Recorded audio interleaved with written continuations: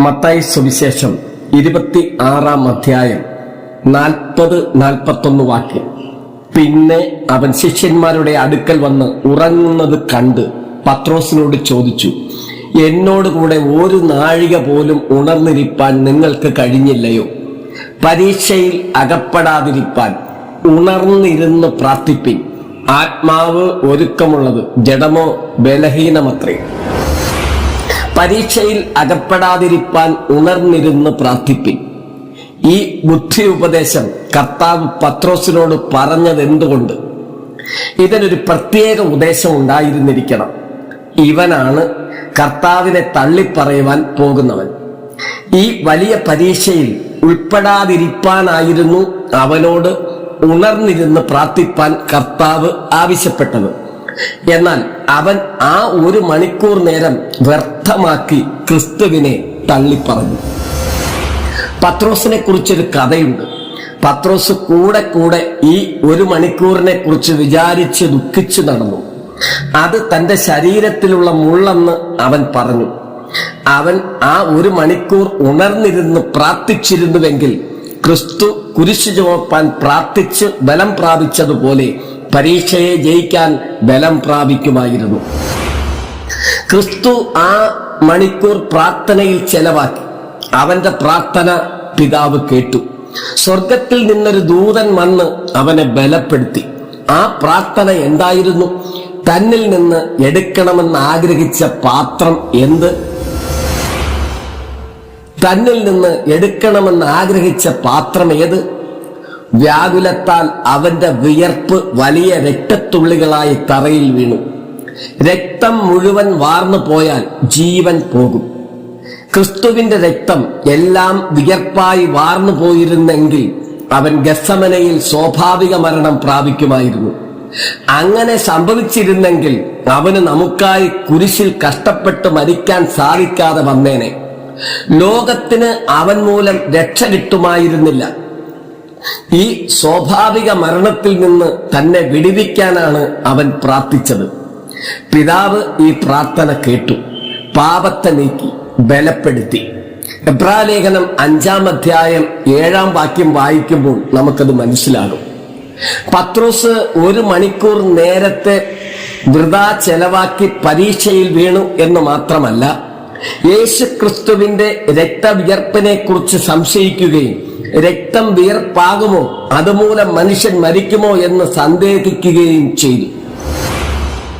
മംഗോളിയയിൽ ഒരു മനുഷ്യനെ കൊലയ്ക്ക് വിധിച്ചു. ഒന്നാമത് അവനെ തൂക്കിലിടുവാനും പിന്നീട് അവന്റെ ശരീരം കഷ്ണം കഷ്ണമായി വെട്ടിമുറിക്കുവാനുമായിരുന്നു ശിക്ഷ. ഈ വസ്തുത അവൻ കേട്ടു. അവനത് സഹിക്കാൻ പാടില്ലാതായി. അവന്റെ മൂക്കിലും വായിലും കൂടെ രക്തമൊഴുകി. പിന്നെ അവന്റെ ശരീരഭാഗങ്ങളിൽ നിന്ന് വിയർപ്പായും രക്തമൊഴുകാൻ തുടങ്ങി. അവൻ മൂർച്ഛിച്ചു വീണ് മരിച്ചു. ക്രിസ്തുവും രക്തം വിയർത്ത് മരിക്കുമായിരുന്നു. ഉണർന്നിരുന്ന് പ്രാർത്ഥിക്കുന്നവന് ഉറങ്ങാൻ സാധിക്കുകയില്ല. അവൻ ഉണർന്നിരിക്കും. ഉറങ്ങിയാൽ പ്രാർത്ഥിപ്പാൻ കഴിയുകയില്ല. അങ്ങനെ ഇരിക്കെ ഉണർന്നിരിക്ക എന്ന് പറയുന്നതിന്റെ അർത്ഥമെന്താണ്? ഉണർന്നിരിക്ക എന്ന് വെച്ചാൽ വേദവാക്യങ്ങൾ പഠിക്കുക എന്നാണ് അർത്ഥം. ശിഷ്യന്മാർ ഇരുന്ന സ്ഥലത്ത് വേദപുസ്തകം ഉണ്ടായിരുന്നോ? കൈകൊണ്ടെഴുതിയ പുസ്തകം അല്ല, ജഡമായി വന്ന വചനം അവരുടെ കണ്ണുകൾക്ക് മുൻപിൽ ഉണ്ടായിരുന്നു. അത് തന്നെയാണ് ക്രിസ്തു. ആകയാൽ അവൻ എന്തു പറയുന്നു? ഉണർന്നിരിക്ക, എന്നെ നോക്കൂ, ഞാൻ ലോകത്തിന്റെ പാപത്തെ ചുമന്നു നീക്കാൻ വേണ്ടി അനുഭവിക്കുന്ന കഷ്ടങ്ങളെ നോക്കൂ. എന്റെ ജീവിതകാലത്തിലെ ഓരോ കാര്യത്തെയും ഓർമ്മിച്ച് ധ്യാനിക്കുകയും പ്രാർത്ഥിക്കുകയും ചെയ്യാം. നിങ്ങൾ ഉണർന്നിരിക്കൂ എന്നാണ് കർത്താവ് പറഞ്ഞത്. ഇന്ത്യയിൽ ഒരുത്തനെ ഒരു വിഷസർപ്പം കടിച്ചാൽ മരുന്ന് കൊടുക്കാം, അവനെ ഉറങ്ങാൻ സമ്മതിക്കുകയില്ല. ഉറങ്ങിയാൽ വിഷം ആസകലം വ്യാപിച്ച് അവൻ മരിച്ചുപോകും. നാം എല്ലാവരും പഴയ സർപ്പത്താൽ കടിയേറ്റവരാണ്. നാം ആത്മീയ കാര്യങ്ങളിൽ നിർവിചാരവും അജാഗ്രതയുമുള്ളവരായി തീരുന്നു എന്ന് വരികിൽ പാപവിഷം നമ്മുടെ ആത്മാവിൽ മുഴുവനും വ്യാപിച്ച് നാം മരിച്ചു പോകും. ആകയാൽ നമുക്ക് ഉണർന്നിരിക്കാം.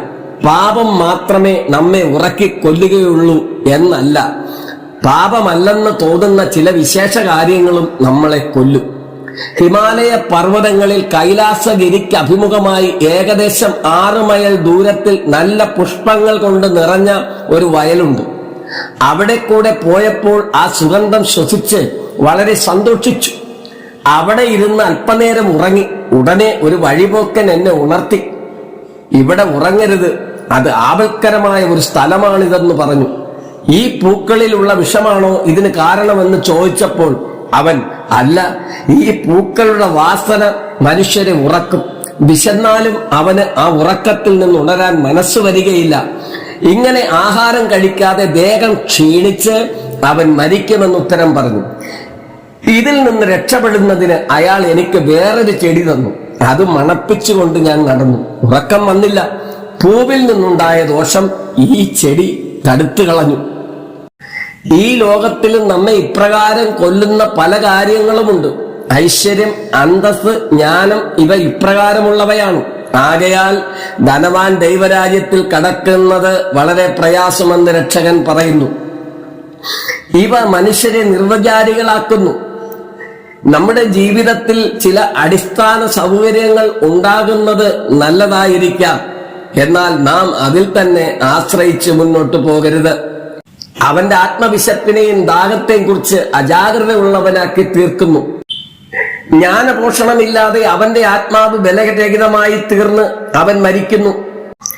ആകയാൽ പാപമാകുന്ന വിഷത്തെ മാത്രമല്ല, അതിന്റെ വാസനയിൽ നിന്നുകൂടെ രക്ഷപ്പെടേണ്ടതായിട്ടാണ് ഇരിക്കുന്നത്.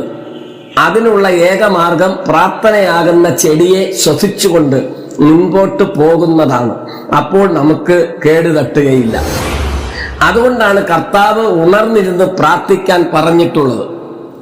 നാം ഇപ്രകാരമുള്ള പ്രാർത്ഥനാ ജീവിതത്തിൽ മുൻപോട്ട് പോകുമ്പോൾ നമ്മുടെ ജീവൻ അവനിൽ മറഞ്ഞിരിക്കും.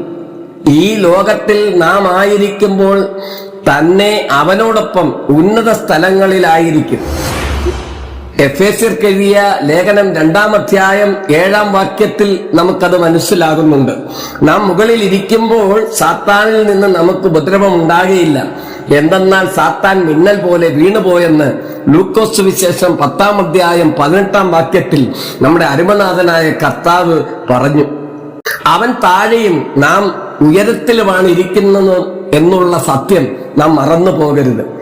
ഞാൻ ഒരു മലമുകളിലായിരുന്നപ്പോൾ താഴെ ഘോരമായ ഇടിമുഴക്കവും മിന്നലും കണ്ടു. ആരംഭത്തിൽ ഞാൻ ഭയപ്പെട്ടെങ്കിലും എനിക്കൊരു ഹാനിയും ഭവിച്ചില്ല. എന്തെന്നാൽ ഞാൻ ഉയരത്തിലും അവ എന്റെ പാദത്തിന് കീഴിലുമായിരുന്നു. ഇതുപോലെ പ്രാർത്ഥനയാൽ ക്രിസ്തുവിനോടുകൂടെ ഉന്നതങ്ങളിൽ വസിക്കുന്ന ക്രിസ്ത്യാനിക്ക് ഒരു ദോഷവും ചെയ്യുവാൻ സാത്താന് സാധിക്കുകയില്ല. ആകയാൽ ഉണർന്നിരുന്ന് പ്രാർത്ഥിപ്പിൻ. പരീക്ഷകൾ നാം തട്ടി വീഴുന്നതിനിടയാക്കുന്ന തടങ്ങൽ പാറകളാകുന്നു. എങ്കിലും നാം ഉണർന്നിരുന്ന് പ്രാർത്ഥിച്ചാൽ നാം ജയവീരന്മാരാകും. അപ്പോൾ നമ്മെ താഴെ തള്ളിയിടുന്നതിന് സാത്താൻ അയക്കുന്ന പരീക്ഷകൾ നാം ഉന്നതങ്ങളിലേക്ക് കരേറുന്നതിനുള്ള ചവിട്ടുപടികളായി രൂപാന്തരപ്പെടും. ഓരോ പരീക്ഷയെ നാം ജയിക്കുമ്പോൾ നാം ഓരോ പടി കയറുകയാണ്. അങ്ങനെ ലോകത്തിൽ നിന്ന് അകന്ന് സ്വർഗത്തിന് സമീപമാകുന്നതിന് പരീക്ഷകൾ നമ്മെ സഹായിക്കുന്നു. ആകയാൽ പരീക്ഷയ്ക്ക് കീഴ്പ്പെടാതെ അതിനെ ജയിക്കുവാൻ ഉണർന്നിരുന്ന് പ്രാർത്ഥിക്കുക. പരീക്ഷ സഹിക്കുന്ന മനുഷ്യൻ ഭാഗ്യവാൻ. അവൻ കൊള്ളാകുന്നവനായി തെളിഞ്ഞ ശേഷം കർത്താവ് തന്നെ സ്നേഹിക്കുന്നവർക്ക് വാഗ്ദാനം ചെയ്ത ജീവകിരീടം പ്രാപിക്കുമെന്ന് യാക്കോബിന്റെ ലേഖനം 1-ാം അധ്യായം 12-ാം വാക്യത്തിൽ പറഞ്ഞിട്ടുണ്ട്.